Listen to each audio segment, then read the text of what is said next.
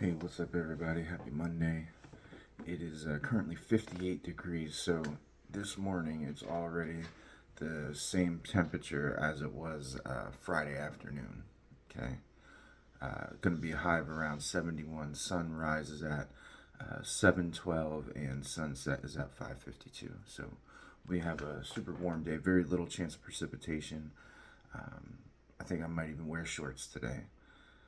So we are in a study of Third John. We went through Second John. Now we're in Third John, and we're taking a look at this letter through the lens of he's writing to a specific person, Gaius.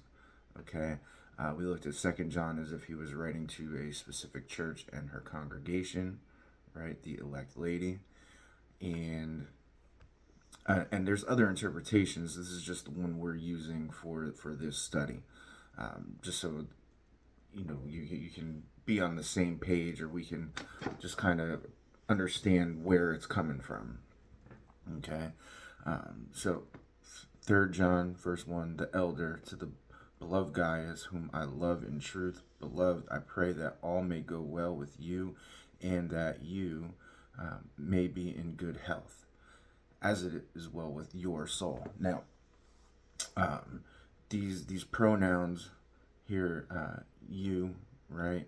Me, that it may that you may be in good health. It's thou. King James uses thou. It's a singular accusative, and as it is well with thy soul, singular possessive, right? It's a singular possessive pronoun, your soul. And so then he says, for I rejoiced greatly when the brothers came and testified of your truth, as indeed you are walking in the truth. So he's walking in the gospel. Okay, he's walking in the gospel message, and people know, other people testified to it. Okay, and so as a Christian, as a Christian man, especially as a Christian man, what kind of testimony do I have in the community? What kind of testimony do I have in the workplace? What do people say about me? And then, so that's for the outside, but what do the brothers say about me? What does my church family say about me? What do they know? How do they know um, me? How do they know me? What do they know me as? Okay, what do they know me as? And I'd like to think they know me as servant of the Lord, right? First, husband second, father third. That's what I hope they know me as. Like I want to be known as. Um, you know, what is the perception? That I don't know, but what I do know is where there's witness, right? When in the presence of two or three, it shall be established. Um, right, when there's witness about one's character, then it's established. Okay, then it's established. I have no greater joy than to hear that my children are walking in the truth. So for any leader, for any elder, for any pastor, for any father, for any uh, like educator, anybody who is a manager or in a leadership position, okay, there he says, listen to what he says: I have no greater joy than to hear that my children are walking in the truth. So as a dad, to hear that my children are walking in the gospel, that are saved, that want to um and for kids, it's like obey your father and mother, right? It starts with establishing kind of like fear of the Lord, and when they do that, it should bring no greater joy, right? No greater joy that to see that they're walking in the way that they should go. Okay, that is, for me, that is the greatest joy. And if he's speaking as an elder, he's quite literally speaking as a father in this, right? Is He uses the word, my children are walking in the truth. Okay, when um and this is important in discipleship too now. When we bring somebody to the Lord, okay, and if I've been blessed to have three spiritual fathers. There we won't have many in our life. I've been blessed to have three. Two are no longer with us, and I'd like to think that, um, as they watch me, that they um, see joy in how I am walking in the truth. Okay, um, and so when we bring somebody to the Lord, right? If you're not in a position to be a spiritual father, we hopefully um, you bring them to one, a good one, and they can disciple them and walk them into the truth, right? Walk them into the truth. And I use discipleship because that's very important. Because as we look at the next verse, if we get to it, discipleship and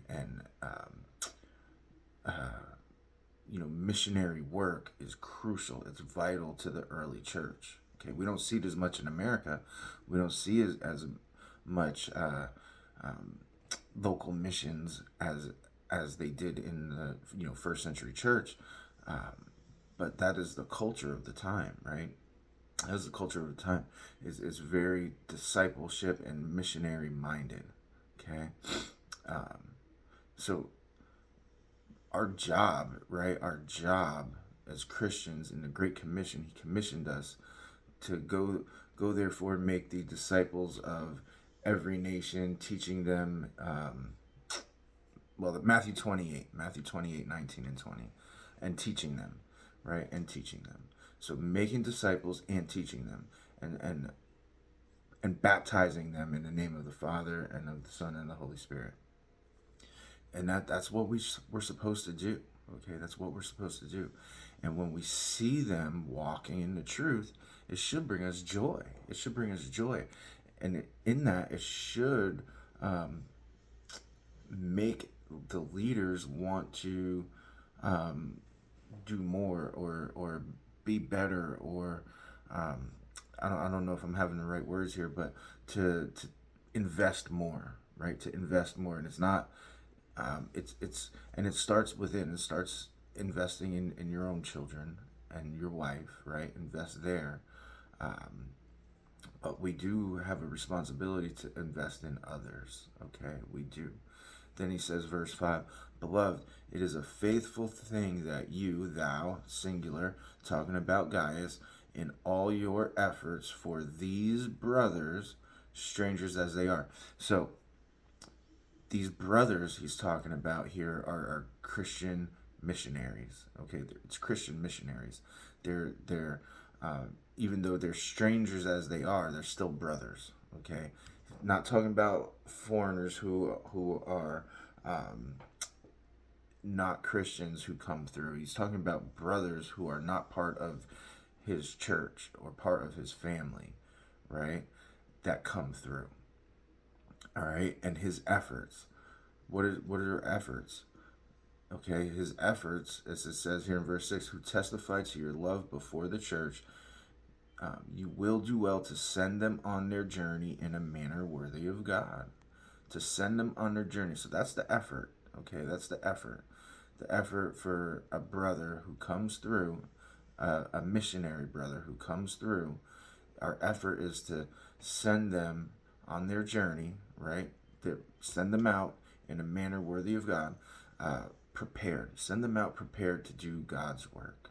So these brothers, right? These brothers who are on this journey that are strangers to the family but still brothers, they're doing God's work. They've given their life to the ministry, and the role here is to send them out in a manner worthy of God.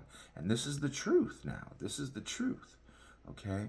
And this makes him happy. This makes John happy. All right? So how do we treat brothers who are strangers, who are not in our family? Right? How do we treat them? And what do we show the church? What is our character? Okay, what is our character in the community and in our church? And how do we impact culture, right? How do we impact the culture through it? And do we prepare those who are sent out to impact the culture? Do we prepare them in a way that's worthy of God?